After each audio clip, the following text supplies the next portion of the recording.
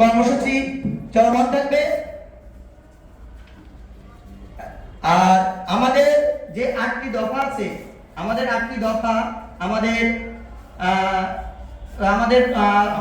বাংলাদেশ সম্মিলিত সনাতনী জাগরণ জোটের অন্যতম প্রতিনিধি এবং যুব সমাজের আইকন আমাদের রাজেশ দাদা পেশ করেছেন এবং সেটাই আমি পরবর্তীতে আবারও পেশ করছি।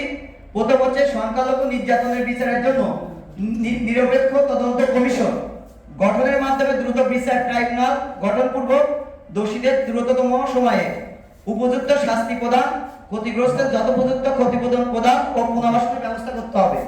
দ্বিতীয়, অনতিবিলম্বে সংখ্যালঘু সুরক্ষা আইন প্রণয়ন করতে হবে।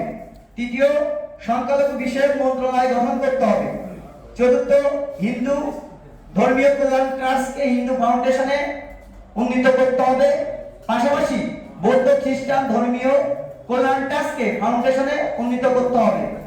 পঞ্চম, দেবোত্তর সম্পত্তি পুনরুদ্ধার ও সংরক্ষণ আইন প্রণয়ন এবং অর্পিত সম্পত্তি প্রত্যার্পণ আইন যথাযথ বাস্তবায়ন করতে হবে। ষষ্ঠ, সরকারি বেসরকারি বিশ্ববিদ্যালয় কলেজ ও সকল উচ্চ শিক্ষা প্রতিষ্ঠানে সংখ্যালঘু শিক্ষার্থীদের জন্য উপাসনালয় নির্মাণ এবং প্রতিটি হোস্টেলে প্রার্থনা কক্ষ বরাদ্দ করতে হবে। সপ্তম, সংস্কৃত শিক্ষা পালি শিক্ষা বোর্ড আধুনিকায়ন করতে হবে।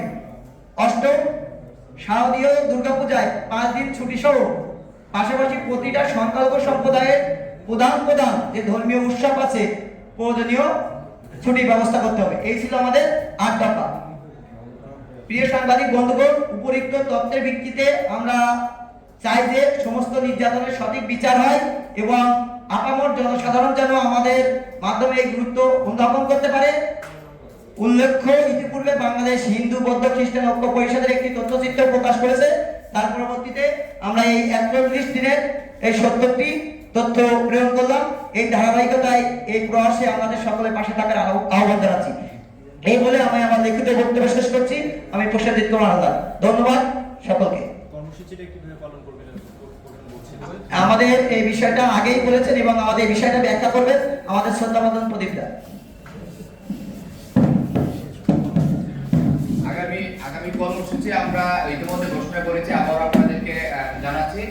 আমরা আগামীকাল থেকে নিতে যাচ্ছি। আগামী 14 ফেব্রুয়ারি রোজ শুক্রবার প্রত্যেক মন্দিরে আমরা আমাদের চিন্ময় কৃষ্ণ প্রভুর সুস্থতা এবং সকল যারা বন্দী এবং আছেন এবং যারা আহত হয়েছেন তাদের সুস্থতা কামনায় আমরা মন্দিরে প্রার্থনা সভা করব এবং সকলকে আহ্বান করছি আগামীকাল শুক্রবারে প্রত্যেক মন্দিরে এই কর্মসূচি বাস্তবায়ন করার জন্য। পাশাপাশি 21শে ফেব্রুয়ারি মহান ভাষা দিবসের ঠিক দিন থেকে আমরা চিন্ময় কৃষ্ণ দাস প্রভুর মুক্তি 8 দফা দাবি বাস্তবায়নের জন্য সারা দেশব্যাপী গণস্বাক্ষর অভিযান কর্মসূচি ঘোষণা করছি। আমরা সম্মিলিত সংখ্যালঘু জোটের পক্ষ থেকে আমরা দেশবাসীকে উদাত্ত আহ্বান করব এই কর্মসূচি যাতে সফলভাবে বাস্তবায়ন করা হয়। প্রশাসনকে আহ্বান করব আমাদের সকল নেতা কর্মী যারা প্রতিনিধি রয়েছেন তারা যাতে সুষ্ঠু নির্বিঘ্নভাবে সারা দেশের প্রত্যন্ত অঞ্চল থেকে জেলা উপজেলা ইউনিয়ন পর্যায়ে যাতে এই কর্মসূচি বাস্তবায়ন করতে পারে আমরা প্রশাসনের সার্বিক সহযোগিতা কামনা করছি। পাশাপাশি 28শে ফেব্রুয়ারি রোজ শুক্রবার দুপুর 3 ঘটিকায় আমরা সম্মিলিত সনাতনী জাগরণ জোটের প্রতিনিধি সহ সকল সনাতনী সম্প্রদায়ের নিকট আমরা আহ্বান করছি বিকাল 3 ঘটিকায় জাতীয় প্রেস ক্লাবের সামনে মুখে কালা কাপড় বেঁধে আমরা মৌন অবস্থান কর্মসূচি ঘোষণা করব।